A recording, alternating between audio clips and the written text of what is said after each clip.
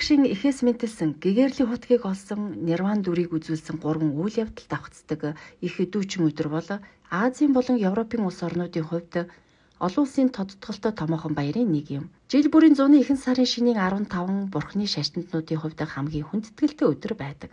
Нэгдсэн үндэсний байгууллагын ерөнхий ассамблеагаас тус өдрийг 1999 оны 12 сарын 5-ны өдрийн тогтоолоор олон улсын тэмдэглэлт өдөр болгон тунхагласан бөгөөд Бурхны шашинт улс орнуудад бүх нийтийн баяр хэмээн тэмдэглэдэг уламжлал нь энэхүү баярын үнцэн утга учирыг тодор харуулж байна.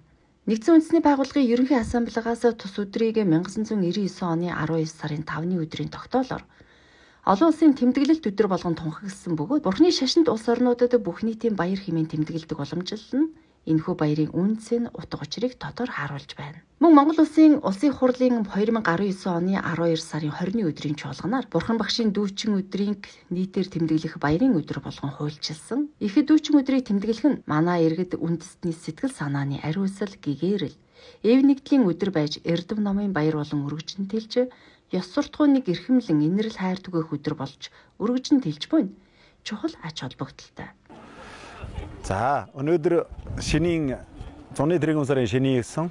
Тэгээд шинийн 8-наас 15 хүртэл энэ Бурхан багшийн одоо 3 дүрд дахил өргөх ийм үйл ажиллагаа зохион байгуулагдж байгаа.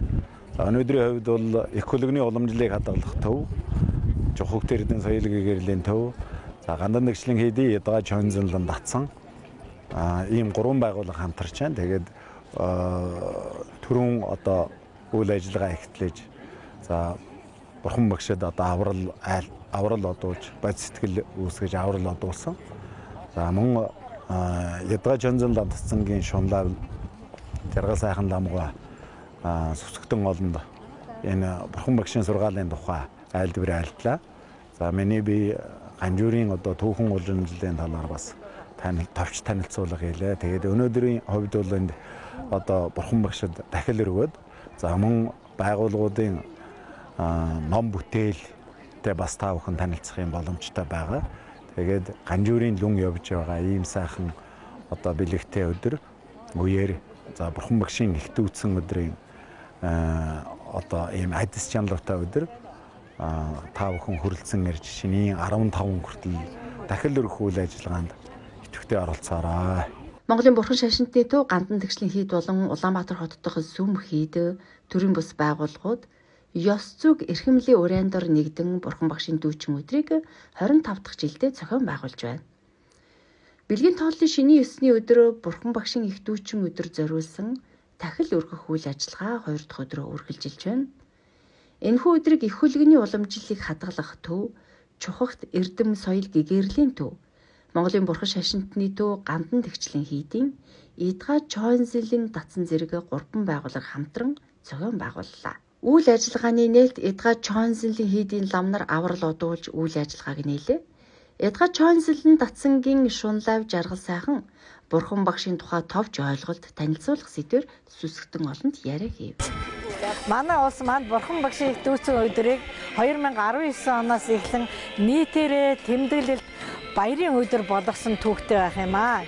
Ингээд энэ жилийн Бурхан багшийн их дүүцэн өдрүүдийг ёс зүй эрхэмлэх урайндар явуулж байна. Энэ үйл ажиллагаанд манай их хөлөгний уламжлалыг хадгалах төвийн хамт олноос зохион байгуулах үйл ажиллагаанд оролцож байна.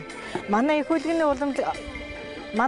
уламжлалыг хадгалах төв маань 1990 онд хувьсгал гарсны дараагаар Монголын ард түмэн сүсгтэн олноос хүсэл дэлгээсний дагуу далай багш Баяран Бүүчи багш нарт хүсэл дэлгээсний дагуугаар тэдний одоо горил хүслийн дагуу Монголд одоо анх 1999 онд одоо их хөлөгний уламжлал хадгалах төв анх байгуулагдж ирсэн түүхтэй юм байна. Ингээд эдүүгээ одоо 20 гаруй жил одоо Монголд их хөлөгний